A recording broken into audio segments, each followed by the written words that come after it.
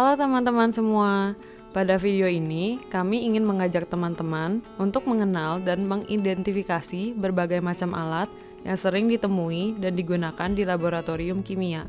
Pada dasarnya, alat-alat berikut ini digunakan sebagai wadah, alat ukur, maupun alat bantu dalam melakukan pekerjaan di dalam laboratorium kimia. Masing-masing alat terbuat dari bahan yang berbeda, seperti gelas kaca, kayu, logam atau aluminium, serta porselen, yang menyesuaikan fungsi serta kegunaannya. 1. Alat-alat berikut ini umumnya digunakan sebagai wadah untuk menyimpan atau menimbang bahan, mencampurkan bahan, dan tempat berlangsungnya reaksi. Beaker glass. Alat gelas ini digunakan sebagai wadah bahan dan dapat digunakan sebagai wadah untuk memanaskan larutan. Beaker glass tersedia dalam berbagai jenis volume, namun skala pada permukaan gelas tidak dapat digunakan untuk mengukur dengan teliti.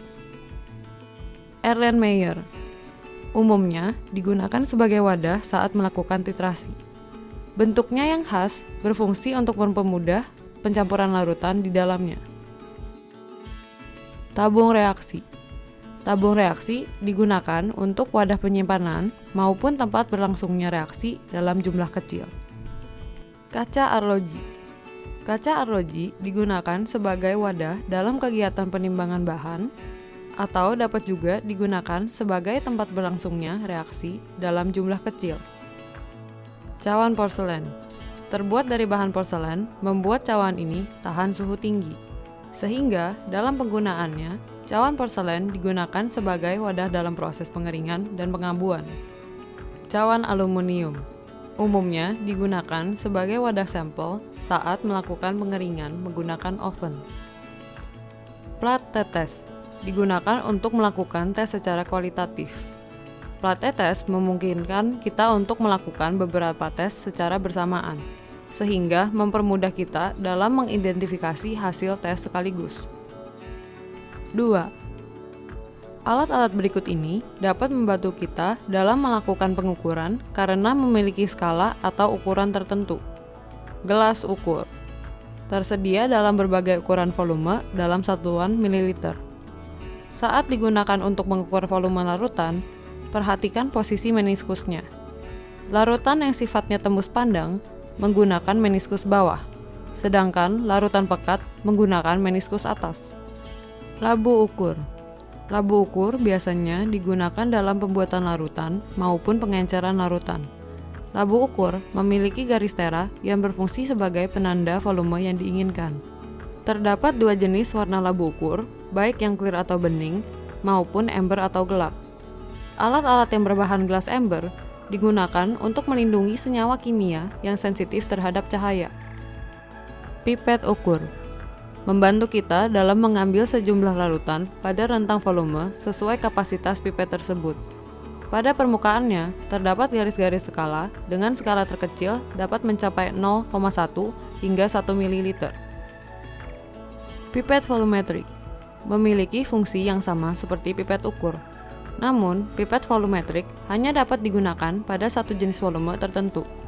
Volume larutan di pipet hingga menyentuh garis batas pada pipet. Buret umumnya digunakan dalam kegiatan titrasi larutan. Dalam penggunaannya, buret dipasangkan pada statif. Buret memiliki keran penutup yang berfungsi sebagai pengatur kecepatan alir larutan yang dikeluarkan. Buret juga tersedia dalam jenis clear dan amber atau gelap. 3. Pada bagian ini, kami akan memperkenalkan alat-alat bantu yang digunakan untuk mendukung kegiatan pengamatan di dalam laboratorium kimia. Bulb dan pipet controller digunakan bersamaan dengan pipet ukur atau volumetrik. Fungsinya untuk membantu menghisap larutan hingga mencapai volume yang diinginkan. Corong digunakan untuk membantu memasukkan bahan atau larutan ke dalam wadah penyimpanan yang bermulut kecil atau sempit agar tidak tumpah. Spatula atau sudip digunakan untuk mengambil bahan atau padatan. Spatula juga dapat digunakan dalam proses mengadukan larutan. Terdapat ujung spatula yang berbentuk pipih yang dapat digunakan untuk meratakan atau mengambil kelebihan bahan dalam jumlah kecil. Pipet tetes umumnya digunakan untuk meneteskan reagen atau larutan dalam jumlah yang sangat sedikit tanpa perlu mengetahui volumenya. Mortar dan alu digunakan untuk menghancurkan padatan dalam jumlah sedikit hingga menjadi partikel yang lebih halus dan kecil. Pinset digunakan untuk membantu menjepit benda atau bahan yang kecil. Gegep digunakan untuk menjepit tabung reaksi saat tabung reaksi digunakan dalam proses pemanasan atau mereaksikan larutan. Kaki 3 dan kasa asbes secara bersamaan digunakan untuk proses pemanasan. Kasa asbes akan membantu menghantarkan panas dari nyala api bunsen kepada benda yang ada di atasnya sehingga tidak menimbulkan jelaga pada benda.